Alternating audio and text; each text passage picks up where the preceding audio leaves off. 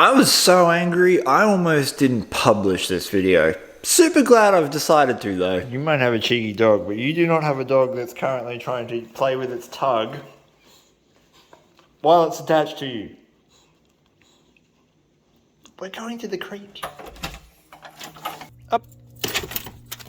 Good. Brought Fern to the creek on this extremely hot day. And looky what I have found here.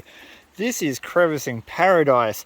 Every single spot you see gravel like this is a good indicator that there's probably going to be gold there.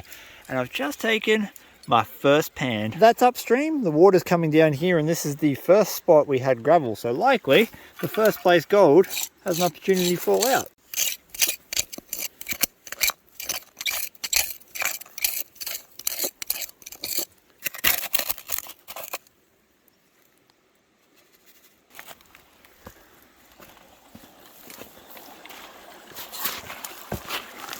When the dirt's dry like that, you've really got to sort of massage it. Otherwise, it just floats away.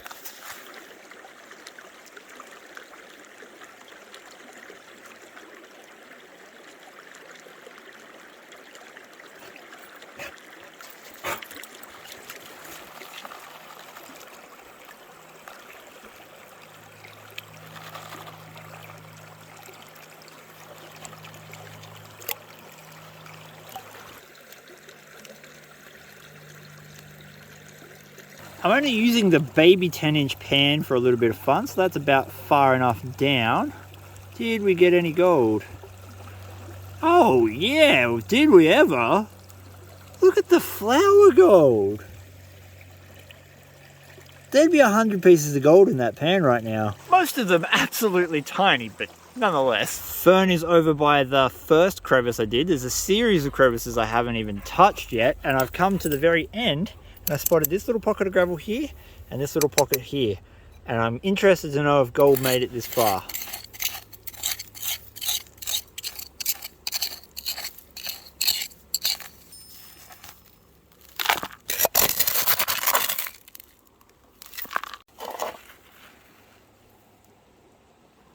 Those crevices were super quick to work.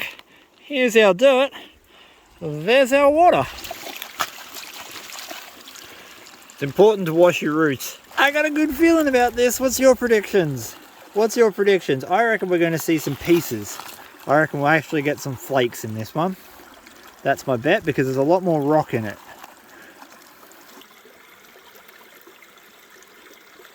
"10-inch pan, can we get some 10-inch pieces?" Oh, there we go. We did still get gold. Not as much as the first one though. It was the last crevice. Yeah. I mean, hey, I'll take it. I'll take it. You know, this looks promising. Big rocks. Nice depression in the bedrock. Oh, actually, that might come up in a... It does. Oh, damn.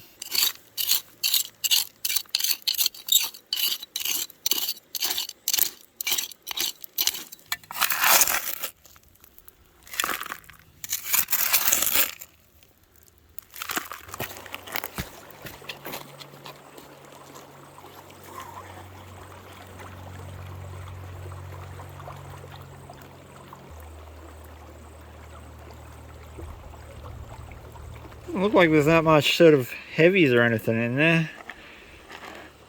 Oh yeah, but the flower gold's pretty good. Look at that. I suppose I just wanted to show you guys that you never know what you're going to get in a crevice. I wasn't expecting to find gold in every single one I tried, but I'm not arguing. So I'll finish all these off and show you what I get at the end of the day. And this is what we got. Doing this with my left hand. Now, it was a lazy day. It was a real lazy day, because I think we're both a bit tired from all the work we've been doing for the last week. It's been pretty intense, but that is the result from a couple of hours worth of panning in the area. Crevices, yabby pumps, digging, this nice bit. Look at that.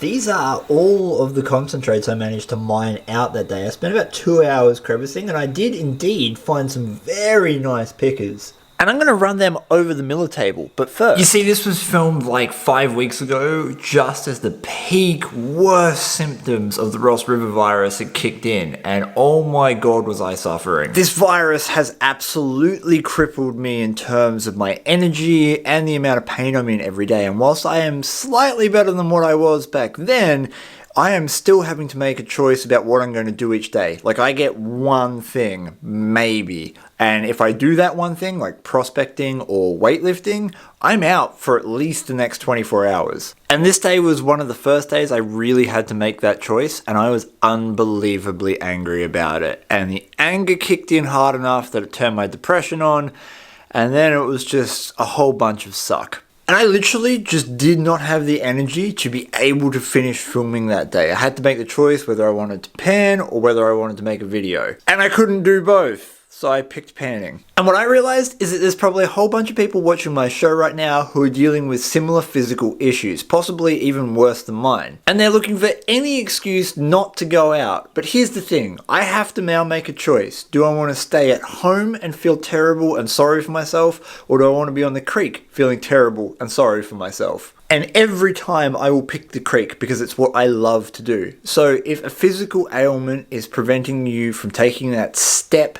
towards going out and trying gold prospecting for the first time, I implore you to give it a go, because there's nothing worse than sitting at home and wondering if you could have, when you could have been out there, given it a shot. Bernie, come on. Every night Fern and I do drills, so she stays sharp. So clever, Missy. Watch. Heel.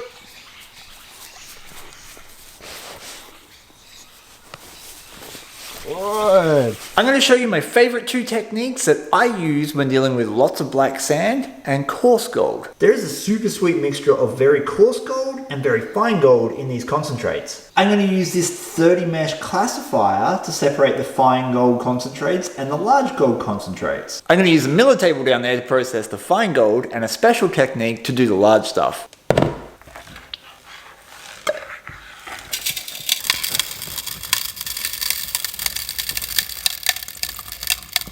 By the looks of it, I'm not going to have to do too much work with the big stuff. Honestly, I thought we were going to end up with a lot more plus 30 mesh black sand than that, but we didn't. I'm still going to demonstrate this technique. It's very simple and super effective when the gold is chunky. Add a little water. I've got about half a riffle's worth of water in there. You can see how the water level only comes up about halfway on that first riffle. Then you just want to shake it all into one area. Put the pan flat, see how the water is covering evenly across the base. And then what we're going to do is start making circles. Either clockwise or anti-clockwise, doesn't really matter. And as you do a circle, it pulls all the large black sand away from your gold.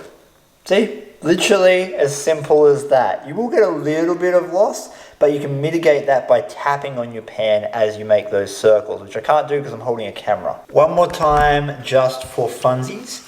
Start spinning. See how it's all separating away? Give it a tap, walks everything back up to the top.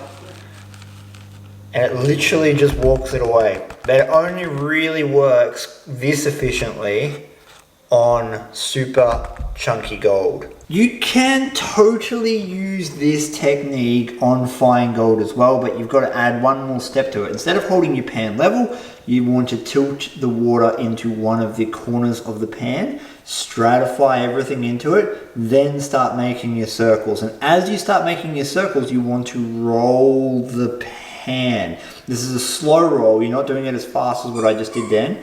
Watch this. We start spinning the water in circles, and then I'm going to start rolling the pan, and see how this stuff separates from where the gold is. The problem is it will drag some of your finer gold with it. See how we're starting to get a separation of gold and black sand? Then all you would do is tap the top of the pan here, and that walks this gold away from the black sand. Just like this. Now I can suck that up and I have a considerably less amount of black sands to deal with. We're going to suck this gold up. And this gold. And now we're going to just extract the rest of the gold using the miller table. I've got the miller table set at a very, very shallow angle. And that means I'm getting a much higher retention rate when it comes to separating my gold from my black sands, especially with this really fine stuff. All this fine stuff is what was left after using that spinning water technique to separate the gold and black sands. And this is why I said it's better for chunky stuff. You will get a lot of loss using that if you don't use another method to clean your gold up completely.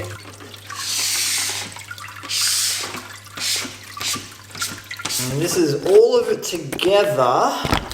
Not a bad day. Some of those crevices have definitely not been hit in a long while. And at this point I usually just use a regular panning technique to get rid of that last little bit of black sand.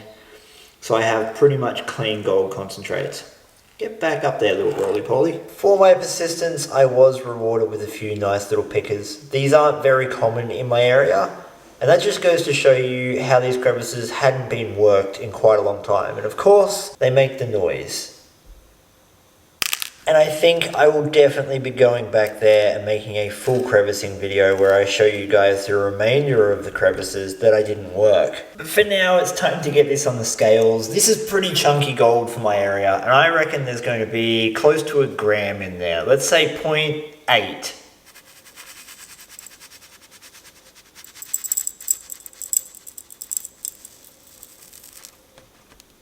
Holy crap. Alright, 0.792. I don't normally get that close for guessing. 0.792 grams of gold is worth $66.46 Australian at the time of recording, which is $66 more than I would have had if I had just stayed at home. Thank you so much for watching this video. I hope you did enjoy it. Please give your dog a big scratch behind the ears for me. And until next time, get out in the creek.